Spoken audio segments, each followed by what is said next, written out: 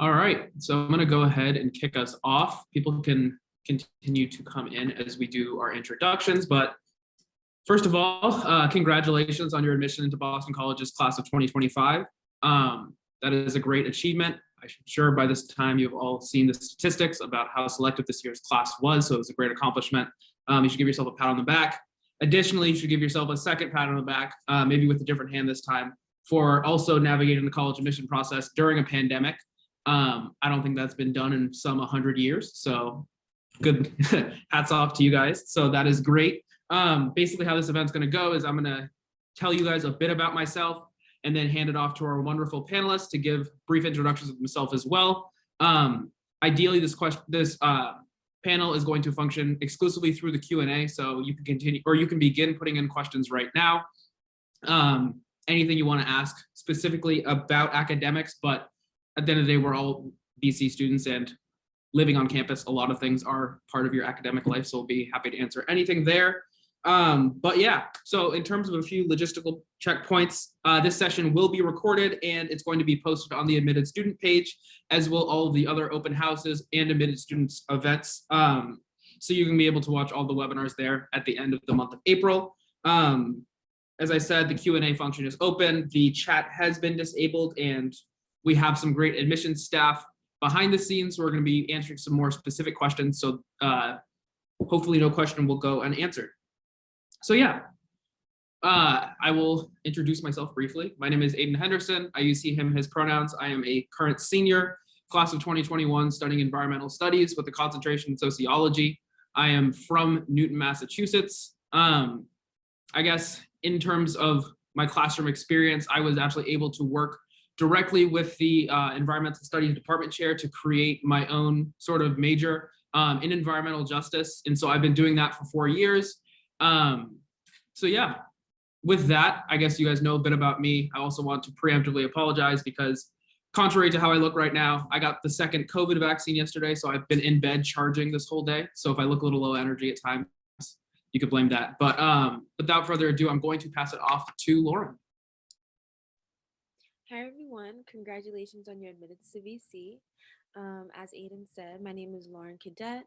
I am a junior here at BC studying nursing with a minor in African and African diaspora studies.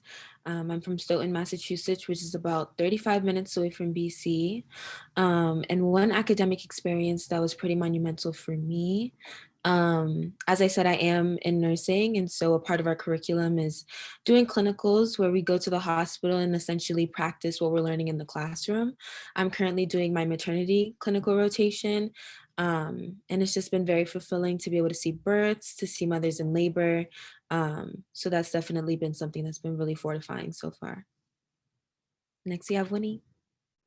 Hi, everyone. Again, I just want to extend congratulations for your acceptance to BC. My name is Winnie Chan. I am a senior. I'm studying biology with minors in medical humanities as well as faith, peace, and justice. I am originally from North Branford, Connecticut, but I will be going to Arizona next year for grad school. One thing that was very monumental to me during my academic time at BC was I was a part of the Gateway to the Scholars Program, which is a program that is designed for STEM students, particularly AHANA and first-gen students. And being part of that freshman year eventually led to me getting to know one of the professors, and I ended up being a part of his HIV AIDS lab for about two to 3 years. Doing research with him had been very fulfilling. But yeah. Good evening, everybody. My name is Armani Mitchell. I'm from the Bronx, New York. I'm a junior studying applied psychology in our Lynch School of Education and Human Development. I also have a minor in marketing in our Carroll School of Management. And an awesome academic experience that I've had thus far definitely has to be my experience with our PULSE program, which fulfills our philosophy and theology core here at BC. So I was in class about 2 to 3 times a week, talking about just different theological and philosophical views. But I was also doing service at an all boys elementary to middle school called Nativity Prep, which pretty much dedicates their time, their resources to low-income students. So that was an amazing experience for me to work with the local community here in the Boston area. And last but not least, I'll be passing it off to B-Joy. Hi, everyone. Thanks for all being here and congratulations again. My name is Bijoy. I'm from Glen Ellen, Illinois, which is just outside of Chicago. I'm a junior here at Boston College. I'm studying finance and entrepreneurship in the Carroll School of Management. And then I have two minors, one in computer science and one in managing for social impact and the public good. And one really positive academic experience I've had so far is taking a course called Tech Trek West, which is in our Shea Center for Entrepreneurship. Tech Trek West was one of the best experiences I've had because not only did I get to meet the other students in the class and really bond with them in that experience, but as a part of the course, we went on a field study to Silicon Valley right before we all got sent home because of COVID. And so we were able to experience what it was like going from tech company to tech company in California. And so we were able to meet with a lot of BC alumni in California that had worked at startups such as Google and Facebook, but then also really smaller companies as well. And so that really helped me discern what I want to do with my career, but then also opened me up to so many different possibilities because I was so exposed to lots of different BC alumni in those fields. Great. So now you've heard from us. So just a reminder that you can be using the Q&A section, which is on the bottom of your Zoom screen to submit some questions. So I have a question in the Q&A right now that I'm going to kind of spin. So I guess in short, to answer your question about the percentage of freshmen who are housed in upper campus, your answer will be 60%. But I was wondering if a couple of our panelists could just elaborate a little bit more on their experience with their freshman year housing, if they lived on Newton, if they lived on upper, and some of their perceived pros and cons. I say perceived because it tends to be a point of contention amongst BC students.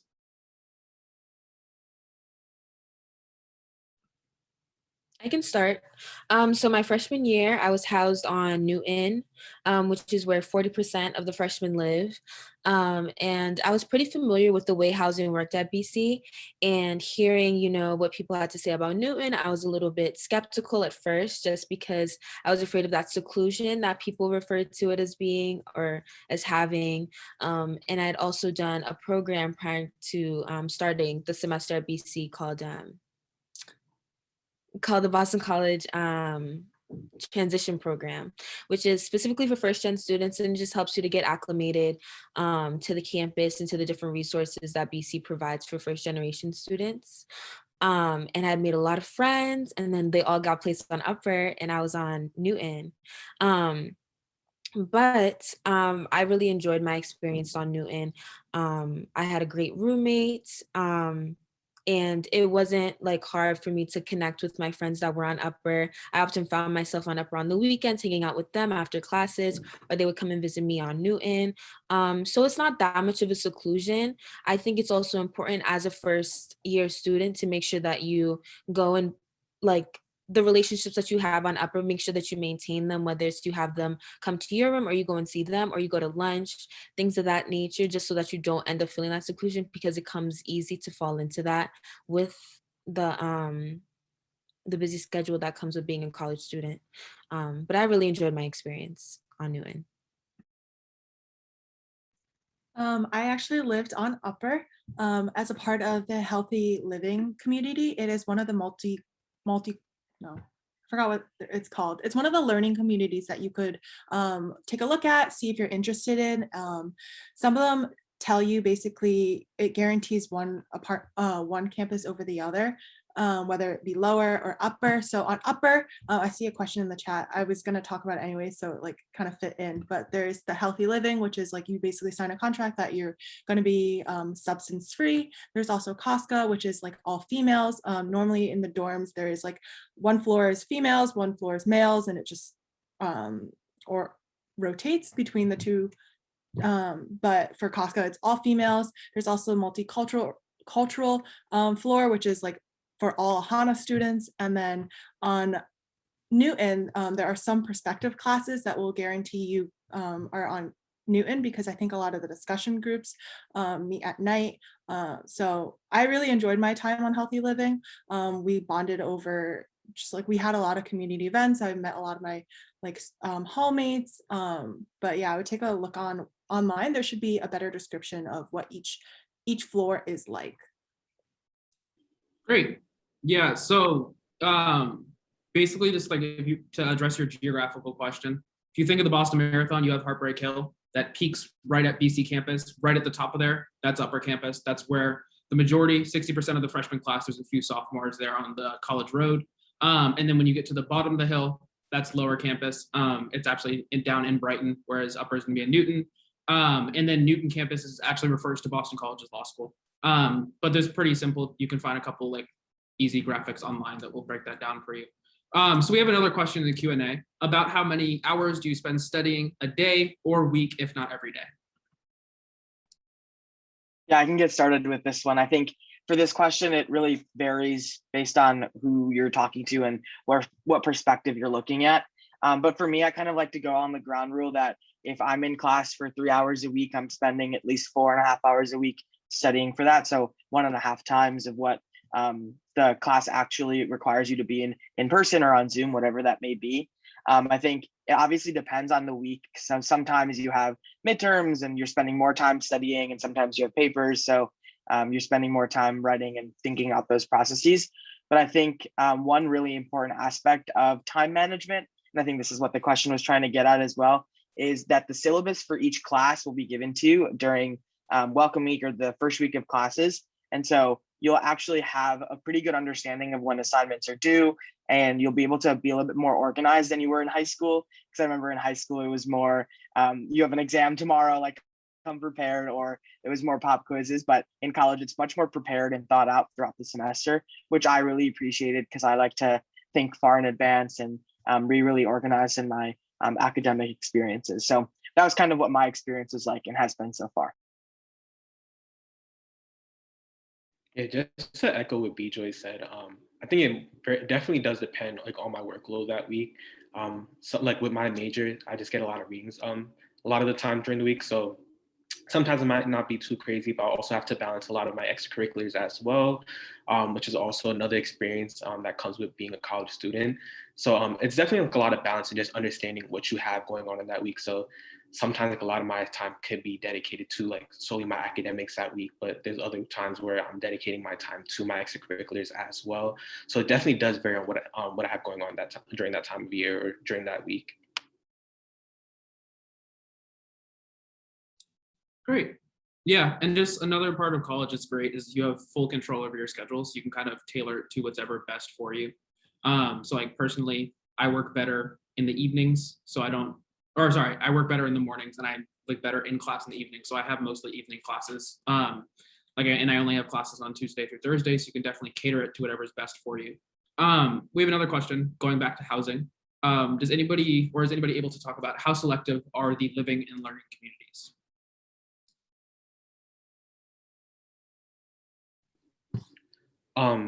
So I lived on one of the floors that Winnie mentioned earlier. So my freshman year, I lived on upper in the multicultural living experience floor. That was a great experience for me, just transitioning from BC. Like I mentioned earlier, I'm from the Bronx, New York. So definitely transitioning from the Bronx to a PWI and just learning to navigate this space. Emily was a great experience for me, but just allowed me to be in a space dedicated to people of color, which was an awesome opportunity. But in terms of selectivity, for the most part, what I remember, all of my friends who applied for MLE, they all got it. But there's also like a wait list I know as well. So if like, I do remember like a couple of my friends getting put on the wait list earlier in the summer and then getting taken off throughout the summer as well. And we also have a new program this year called MLE 2.0, which I'm the RA for. So it's actually like a relatively similar experience, a floor dedicated to students of color, but just for sophomores, which is also another great experience. So I think it's relatively the same idea when it comes to living learning communities. Like I've heard of a few freshmen who got waitlisted for MLE 2.0, but I'm relatively sure like once they have a better understanding of like what the space is gonna look like, the demographics of the floor and stuff, like they might get taken off. And then just hopping off of that, I think MLE is one of the more popular ones, but I remember my freshman year Costco, which is the all women's housing, there were people that never signed up for it and that were placed in it, which means that not all the slots were filled. So if you signed up for it, I think if things haven't changed too much, you should be basically guaranteed getting on. I think that it was similar for healthy living. So MLE, I think, is definitely the more popular one of the housing selections options. But for the other ones, I think if you wanted to be a part of it, you should be able to get in. And to quickly hop off of that as well. So I think when you mentioned the perspectives living and learning community, and that course is similar to what Armani mentioned earlier about fulfilling the philosophy and theology core together. That one is a course-based living and learning community. So during orientation, when you sign up for that course, and if you have a specific professor, you'll be placed in housing in accordance with which professor or where you are designated to live. And so that one doesn't require an application process. It's more just on which professor you have and if you're willing to take that specific course with the community associated with it. Great. Yeah, and just to sort of elaborate and also answer a question that just came in. So basically, LLCs are, for the most part, just going to be floors in our residence hall. And the majority, no, all of our residence hall are multi-floored. So like they're just going to be on a concentrated area, and then everybody else can just go through the housing process as normal. Additionally, in terms of applying to LLCs, I also lived in the healthy living floor my sophomore year. And one of the great things that, or one of the ways that it kind of eases your mind about it is that like, so regular housing selection is going to be in March. The first email you'll probably get about applying to live in an LLC will probably be around January. And so if you get in, you'll find out early to mid-February. And if you're rejected, you'll find out early to mid-February. That way you still have time to enter the regular housing selection process. So it shouldn't really be too much of an issue beyond, I guess, being disappointed that you can get your LLC of choice, but you will still get housing. So yeah, I guess pivoting a little bit towards academic life and the resources that are available to AHANA students on campus. I was wondering if anybody could talk about personal experiences with some of the resource centers that we have at BC and some of the services that they provide both during the academic year or during the summer.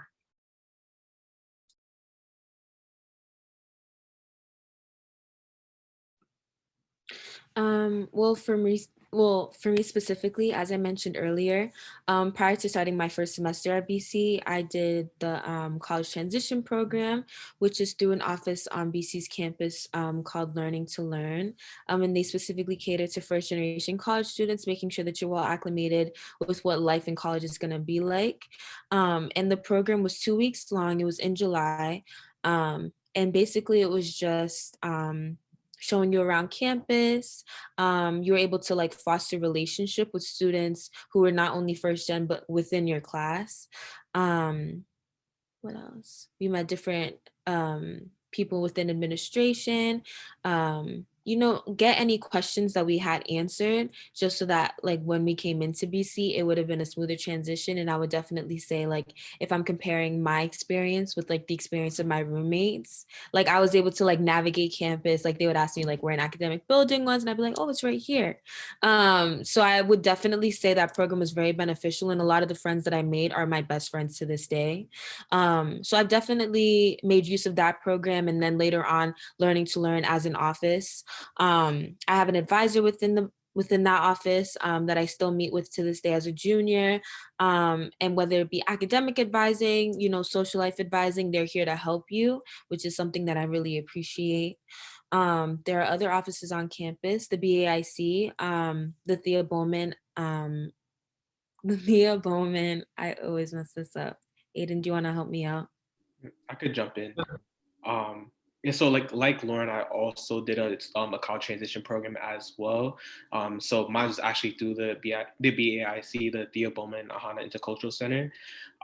So I did a program called OTE the summer before my freshman year, which was pretty much a 6-week period of time where I was on campus during the summer prior to classes officially starting, but where I was actually able to take classes during the summer and also gain that network of friends, learn about resources on BC's campus, and a lot of other great things.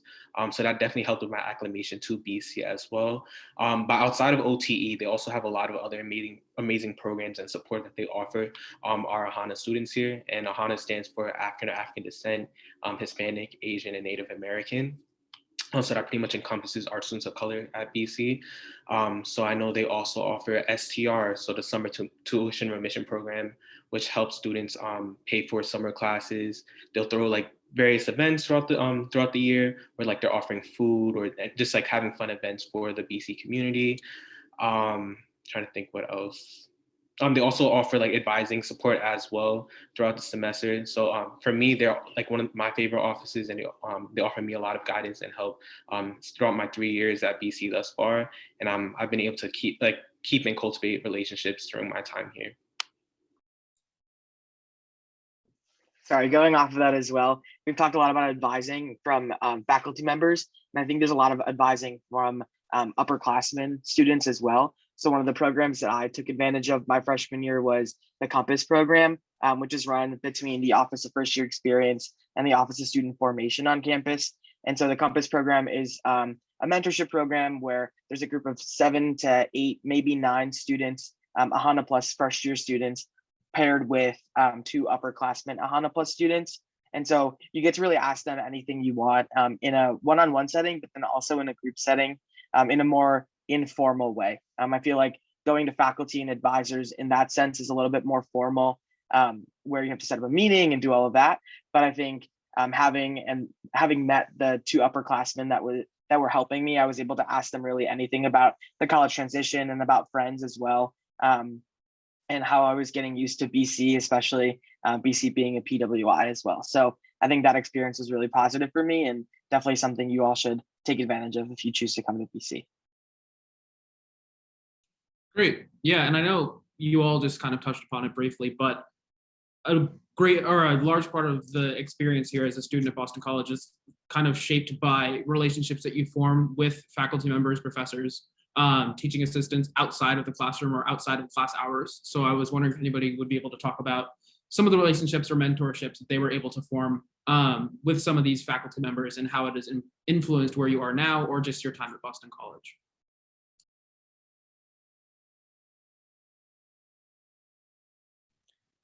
I can start. So the professor that I have been like the closest to, I talked about him briefly without naming him. He was my HIV research professor. His name is Professor Ishmael Farfana, and I got to know him after doing a program my freshman year, the Gateways program, and after a winter break, because during winter break we were asked if we wanted to come back a week early, just practice some hands-on techniques in the lab, and he was one of the professors that was leading it. I met him for the first time then, and then because he saw that like a handful of us were interested in learning more about like what does it mean to be in the lab, he asked us to come in during the school year, get some more experience in his lab.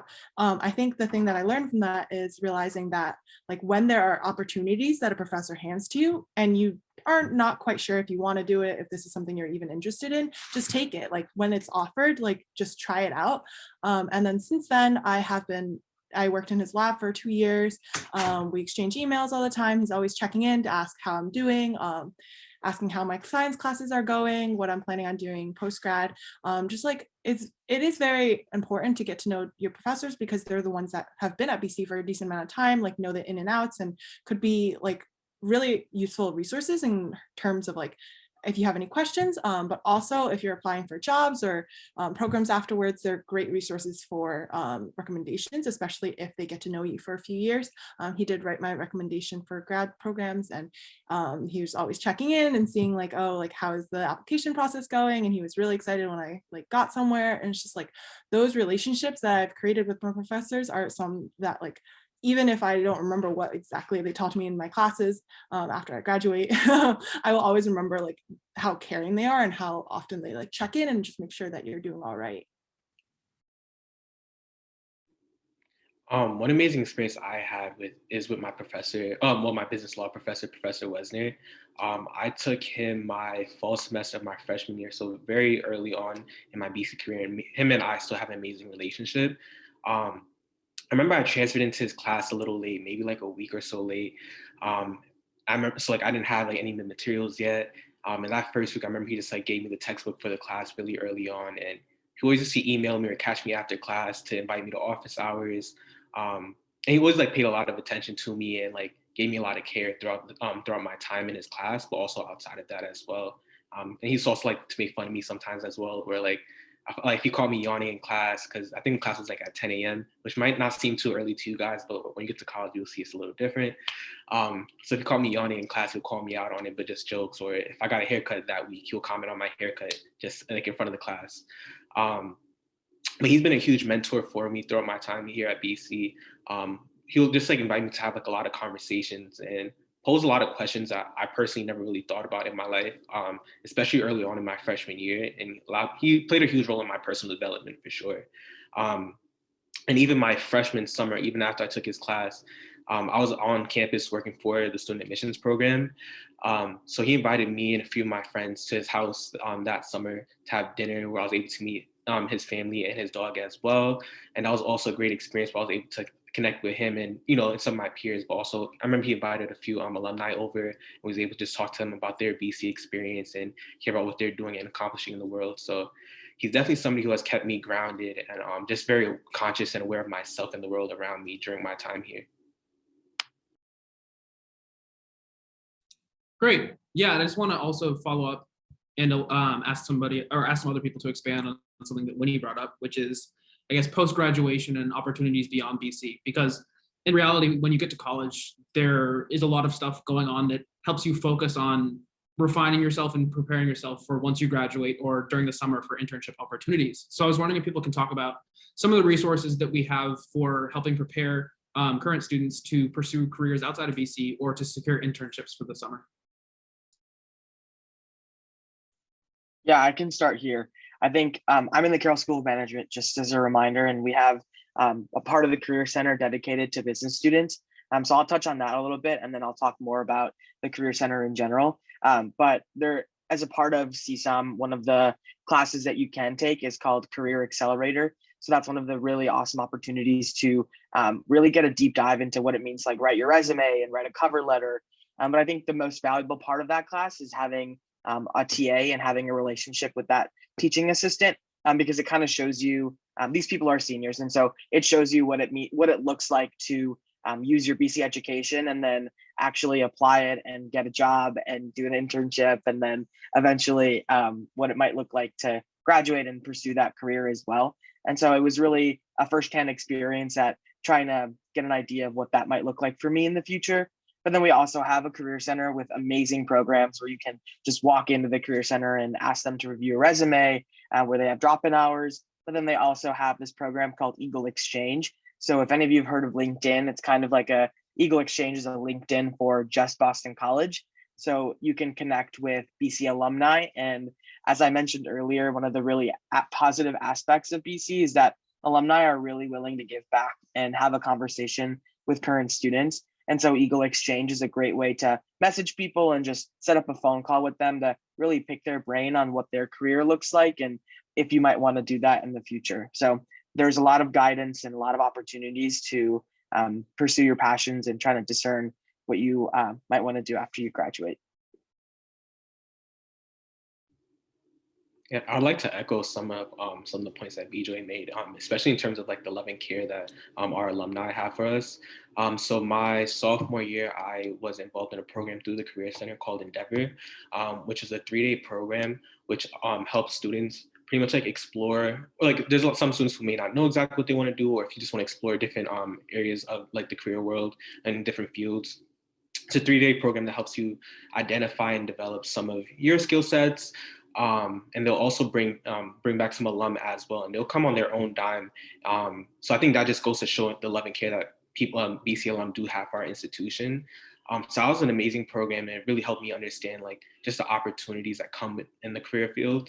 And I also met Catherine, who was an amazing supportive I've had, who I remember the third day, I believe, is a networking event with BC alum, and where they're just talking about like their roles, what they're doing. So me and Catherine just connected, honestly, just out of my genuine curiosity and interest about her role. She does corporate social responsibility. So she just saw like my eagerness, saw my interest. And I also did communicate that I was like looking for internships at the time. So remember like that following week, she sent me an email with the application to her company's internship program. I ended up applying, and she also put in that good word for me and flagged my application. And once again, I think that just goes back to like that genuine curiosity I had. So a couple of weeks later, I got an internship at her company where I was doing grants and sponsorships for them. So yeah, that BC connection and that alumni support is definitely real here. Great. So we have another question from Edward, who I have to give a brief shout out because I also know my man attended AHANA weekend, so we got a dedicated eagle in the making here. But he's wondering, does BC have a more competitive or collaborative environment?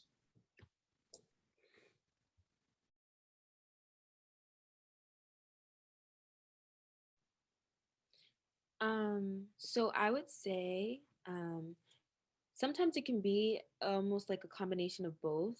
I think people at BC are they strive to do very well, and oftentimes that that like that drive and that eagerness to perform and be your best can often like lead you to compete with one another.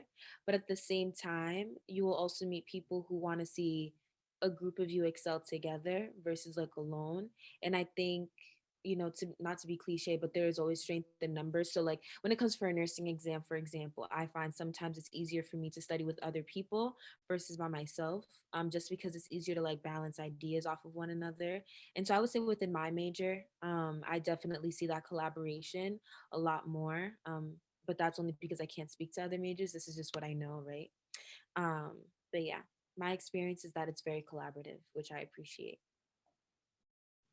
Hopping off of that, again, I can only speak for as a bio major, like the science classes that I obviously have been in other classes too, but in terms of just science classes, it is a bit competitive in terms of like at least a lot of the big science intro classes, it's based off like a curve. So the professor will tell you at the beginning of the year, the average grade that we will curve to is a B minus, for example. And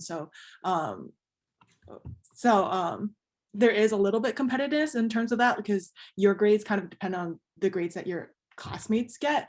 But even with that being said, like I felt that there were a lot of people that were willing to help, like whether we had like made Quizlets, we just share with our friends, or there are past exams in which we're able to like practice for like just sample questions. I would share them with my friends, like as much as like good grade for them would mean it's harder for me to get a good grade, like we are still working together because like I feel like I work good in like group settings, and like you just become friends with people, so you want them to succeed as well. So I feel like it's a good combination of competitiveness as well as collaboration. And then in my humanities classes, there usually isn't a curve like that. So it is a little bit more collaborative, even more so than the science classes that I have taken. I've also experienced like a very supportive community in terms of like my academic experience, where with like I also was able to make a lot of like upperclassmen friends my freshman year.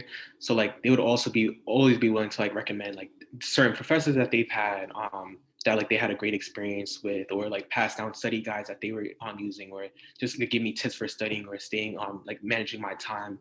So I found a lot of support and like collaboration here as well. So that hasn't really been too much of a problem for me. Great. Yeah, I think oftentimes there's like a bit of a mixed conception that in order to compete, you have to be like competing against one another. And there's also like, there's a flip side of that where BC is a competitive environment that everybody wants to see their peers go to high places and succeed. And BC becomes competitive by that nature because everybody wants to see everybody win. But I guess in my 4 years, I've never seen somebody or been on the receiving end of anybody trying to tear me down because they don't want my success. I mean, at the end of the day, you're learning the same material, and do you have equal access to every professor? And so the professor's really there to sort of try to equal that out and give everybody an opportunity to succeed. So this next question might be, or is probably best suitable for BJoy, but for CSUM specifically, is Eagle Exchange the #1 way to network with alum, or have you found other ways to do this? Yeah, that's a great question. I personally use Eagle Exchange a little bit, but I also use LinkedIn, just because Eagle Exchange is still building up and it's such a great program that like lots of BC people are trying to get on it. But I also like to reach out to other people that are in specific careers that I want to go into as well, in addition to just Boston College students. So I use LinkedIn as well. But the other really awesome resource is the clubs and organizations that exist within the business school. So oftentimes you'll find that these organizations are doing BC alumni panels or networking events with recent graduates. So for example, this past Tuesday, I'm a part of the Venture Capital and Private Equity Association, So we invited John Dion, who works at Blackstone and is a senior advisor there, to have a quick networking session with some BC students right now. And I think I would argue that Zoom is a really easy way to do that, because we can invite so many people from all over the country and all over the world to come speak with us. So that event was really successful because we had like 50 BC students coming to ask him questions and learn more about his career. And that kind of event happens throughout the semester of the year. And in an in-person setting, there are pretty much panels, I would say like every week or every other week, with BC graduates that working in careers that are pretty desirable to current BC students. So that's a good way for you to network and make relationships with BC alumni. Yeah, and just another thing on top of what Bijoy was saying is that within CSOM, and I think it recently has opened up to all schools, but they have a class that's called the Sophomore Accelerator, where you learn how to network like LinkedIn, you learn what to wear to business interviews. But one aspect of that is they pair you with an alumni mentor, and you have to have a couple mock interviews. You have to talk to them. I took it my sophomore year because, well, I'm in MCAS, but I asked enough times and they got annoyed and said yes. And I ended up being paired with two separate alum from Boston College. The professor was actually receptive to my request to be paired with an AHANA alum, which was great. But I think that's another way that within CSOM, you have the opportunity to sort of be put together with an alumni to start your journey towards networking. I know earlier on in this webinar, Armani mentioned summer tuition remission through the BAIC. Another opportunity that they offer, and this is to answer one of the questions in the chat, is they do offer a program to fund unpaid summer internships that also is through the BAIC. So I'm going to briefly pause if anybody wants to talk about an experience they have with that, but if not, everybody can sort of shake their head and we can move on to the next question. I actually have done that. I think we might be talking about two different programs, because I did the one that is funded through the Career Center. So it's called, I forget the name. I'll look that up later. But basically they pay, I think it was like $3,000 if you meet certain criteria, such as like you have like a letter saying that you have an unpaid internship for X amount of hours for X amount of weeks over the summer. And then they match you up with one of the staff from the Career Center. You'll have at least 2 check-ins with them. The beginning of the summer, you'll fill out a chart with your mentor about like, what exactly are you hoping to get out of your internship? What would the summer have to be in order for you to consider it like a successful internship, and thus like so forth.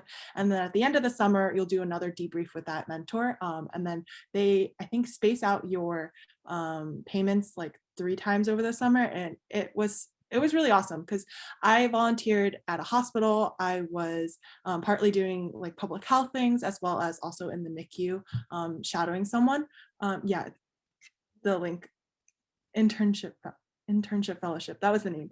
But I definitely could not have done it if it wasn't for the Career Center being able to pay for that, because otherwise there's no way that you can do that while also having another job in order to pay for your expenses over the summer. So I'm really grateful for the opportunity. Yeah, and I can add a little bit to that as well. There's a lot of other opportunities aside from just the Eagle Intern Fellowship. There's the Cloud Center for Institutional Democracy that'll give you money for an internship within the public sector and trying to work for a nonprofit. There's the Winston Center for Leadership and Ethics that'll give you money for doing an unpaid internship in leadership and ethics. And then there's also the Shea Center for Entrepreneurship, which gives you a stipend for an unpaid internship at a startup company. So between my freshman and sophomore year, I was able to receive the Cloud Center internship grant. And I think a really funny story with this is when we received the grants, they told us we'd be getting $3,000 over the course of the summer. And then randomly in the middle of the summer, they were like, actually, we have so much extra money, we're all just going to give you an extra $1,000. And so that was a very pleasant surprise, and was able to actually not have to spend a dime to live in Boston that summer, which is very, very helpful. So definitely programs like that exist. And if you have an unpaid internship, you'll definitely be able to find resources to help you cover the living and food expenses associated with the summer. Great. Yeah, and this next question may also be something that Bijoy can answer as well, but somebody else is wondering why economics and finance are very popular majors at Boston College. Is BC a target school for top consulting or big business? And I'm assuming he's talking about firms. So areas for, I guess, post graduation employment. Yeah, I can definitely take this. So BC is a pretty big target school for a lot of the big firms. There's a website, I can find it and put it in the chat a little bit after, but it states all the firms that hire at Boston College, and you'll find that if you're going into consulting, the big four are really popular with students. Personally, I am working at Goldman Sachs this summer, and lots of students pursue big banks like that as well. So lots of people finding internships through BC alumni and recruiting and networking through there to find those opportunities, which is exactly how I landed on that path. And so finance and econ are pretty big at BC because students think that those are the two majors you need to work at these big firms and big companies. But I would argue the opposite. I think you can major in anything at BC. I think my entrepreneurship co-concentration within the Carroll School of Management helped me further than just my finance major as well. Because if you're not being a diversified candidate, you won't be able to stick out. So having that extra entrepreneurship and the social impact and computer science on top of my core, on top of my finance major was really helpful. And I think there's a notion around finance and econ, but I'd urge you to pursue more than just that as well. Great. Yeah, to that point, there's always a way to sort of shift your passion to feed your goals. And so like, for me, I guess, this is speaking my personal experience, I've always had a passion for like environmental and racial advocacy, but also I've wanted to go to law school. And so I came in, I'm majoring in environmental studies and music. And then next year I'm going to actually Boston University Law School, which is a top 20 law school. So it doesn't always have to add up, but you'll find a way to make it work if that's what you want to do. So I'm finally gonna get to Mia's question. He's been sitting there for 20 minutes now, I'm sorry. But obviously Boston College is a Jesuit institution. So I was wondering if people can also speak a little bit about the Jesuit aspect of your education and how it impacts, I guess, your campus experience, academic experience, social experience, etc.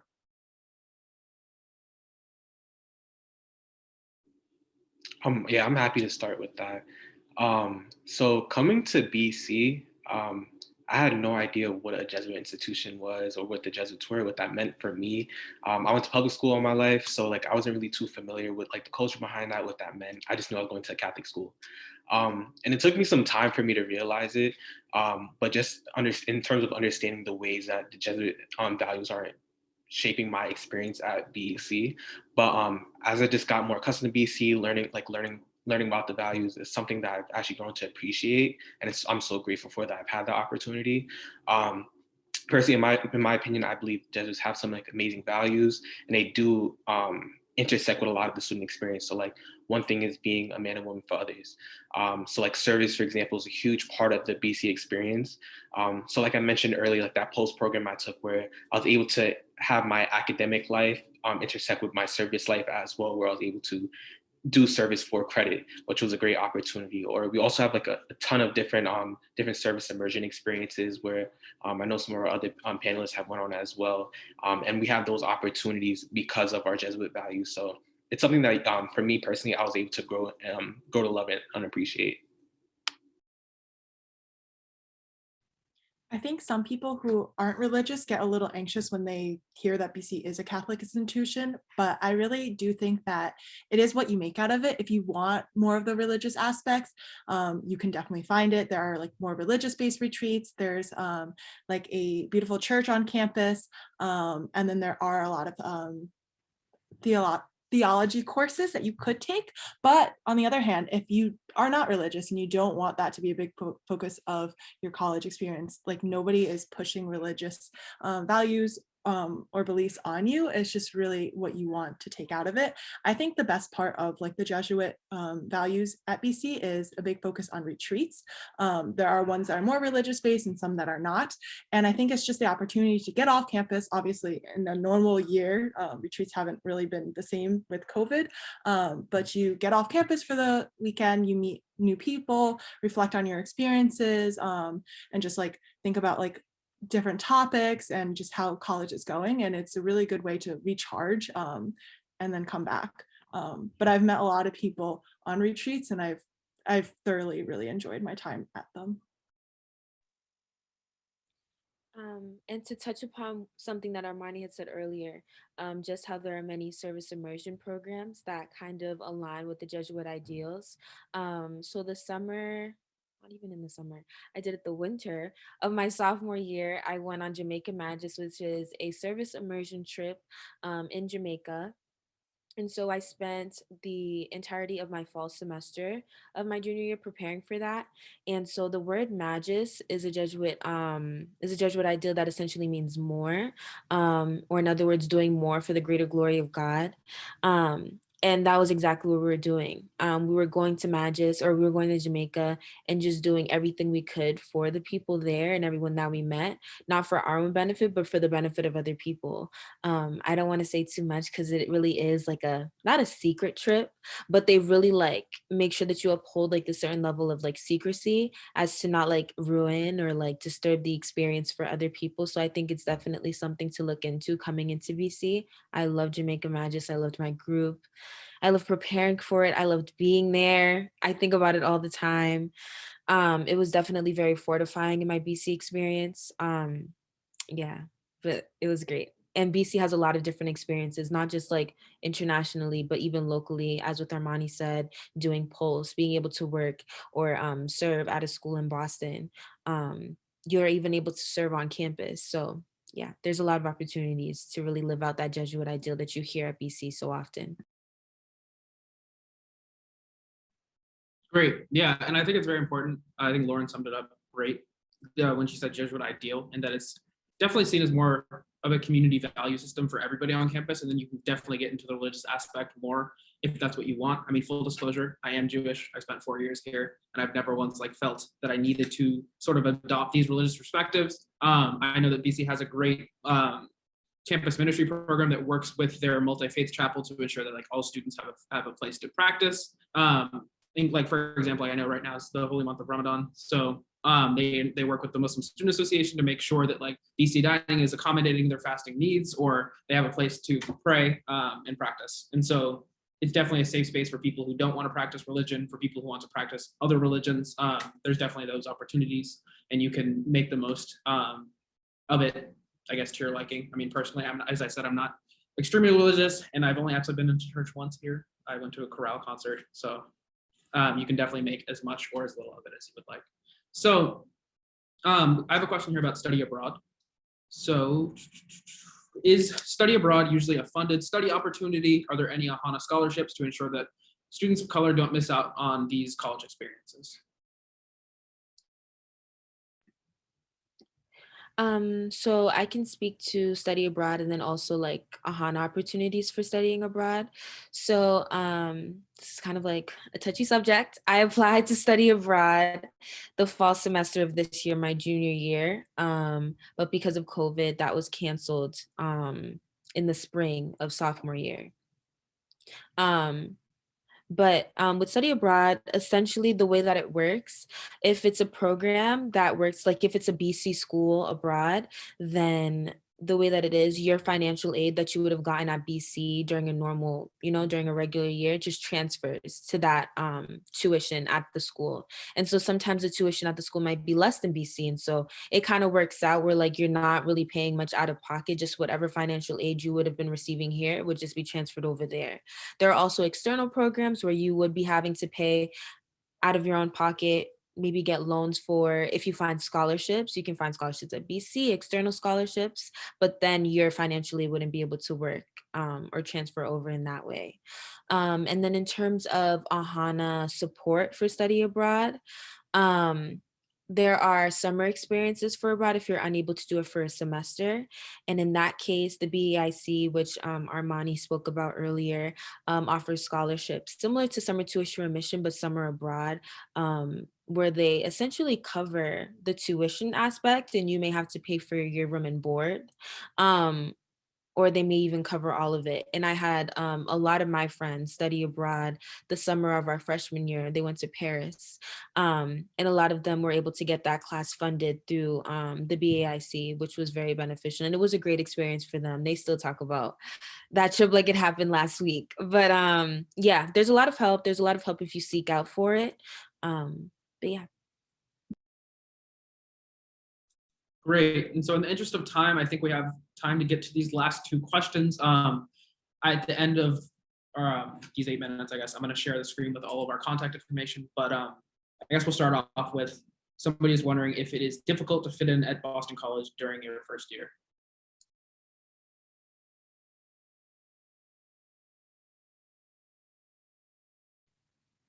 I felt like it was very easy to find a group of people that you can click with, but also like the upperclassmen are so welcoming. I was just really like shocked, and I was talking to my high school friends during like freshman year about like, oh, these upperclassmen, they're always reaching out. They're like, let's get a meal. I would like want to get lunch with you. And they're always like asking you if like you're doing okay, like if you need recommendations for classes, if you want like their old notes and things like that.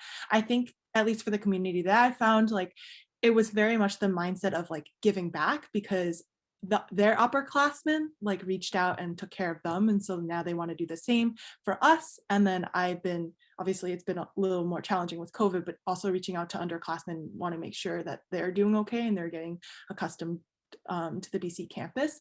And then there at the beginning of fall semester, there is this giant student organization fair on Stokes Lawn where everyone will be pulling you left and right to sign up for their clubs. They really want you to get involved in their organizations, their dance clubs, their singing organizations, and therefore like it's really easy to like see what is available on campus and see what you're interested in and just try out a bunch of different clubs and organizations. Great. So yeah, I think at the end of the day, just remember that everybody knows, or nobody knows everybody. And also everybody knows nobody when you first come to campus. Like everybody's gonna be in a new place. Everybody's a stranger, so people are eager to learn. And even if people may pretend, they also don't know everybody.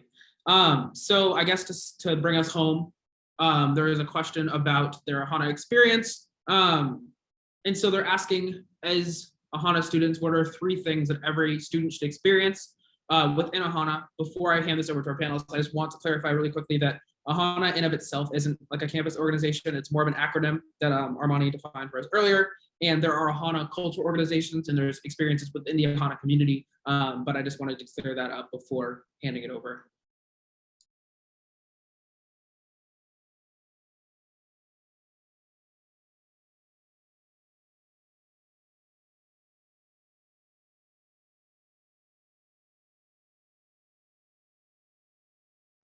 So wait, the question was 3 AHANA events. So I'll start off with one. I'll say ALC Showdown is a big one. So that's the AHANA Leadership Council. They pretty much put on this huge event that occurs in Conti Forum, which is where like our school has our hosts like our basketball and hockey team. So like that's pretty much like all good and all. They put a huge stage in there and like pretty much like hundreds of people are able to attend. So it's like an amazing experience. So like all of our dance teams are practicing for weeks and going through it for sure in preparation for Showdown. So you'll see like a lot of our different like cultural like dance teams as well. So like I know Lauren is a part of one and she does an amazing job there. But there's like FIST, which is their all women step team. We have SC, which is our all men's step team. PATU, which is our African dance team, and there's so many others. So that is a huge like it's an amazing like well orchestrated event. I was able to experience that my freshman year from the viewer seat. I don't got the moves like Lauren does. But it was awesome, and I'm pretty sure some of you guys have some other amazing experiences to share. Yeah, that was mine, Armani. You took mine. I actually went to ALC Showdown the year before I was a freshman here, and so the person I was touring with took me there, and that's kind of what sold it to me. So if you all go online, I'll put the link in the chat. But if you type in ALC Showdown Boston College 2019, there is a recap video, and it's so amazing. But other than ALC Showdown, I would definitely take advantage of the Compass Mentorship Program that I mentioned. and just general mentorship programs throughout campus. You don't have to be a freshman to be involved in these. So if you don't choose to get involved freshman year, sophomore and junior year, there's also lots of mentorship programs and opportunities. I think a big theme of this panel has been getting advice where you can. And so those mentorship programs, whether you're giving advice, whether you're getting advice, have just been a really large part of my BC experience. And I would recommend anyone to either take a part of one or many, or however many you feel like, but put yourself out there and find the mentors, because those are going to be the key to your success at Boston College.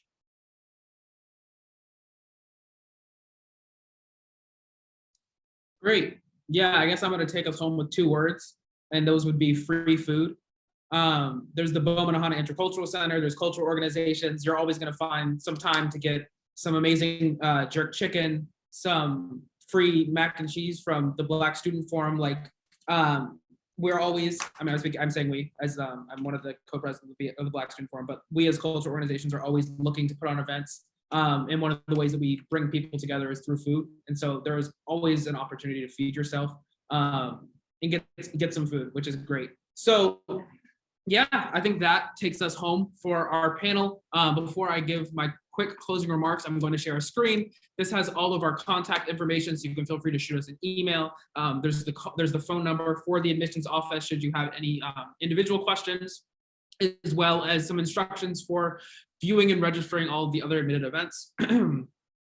This event is part of the Experience Boston College series, which is part of our admitted student programming. It's going to run up until May 1st, which is the deposit deadline. That shouldn't come as a surprise to you.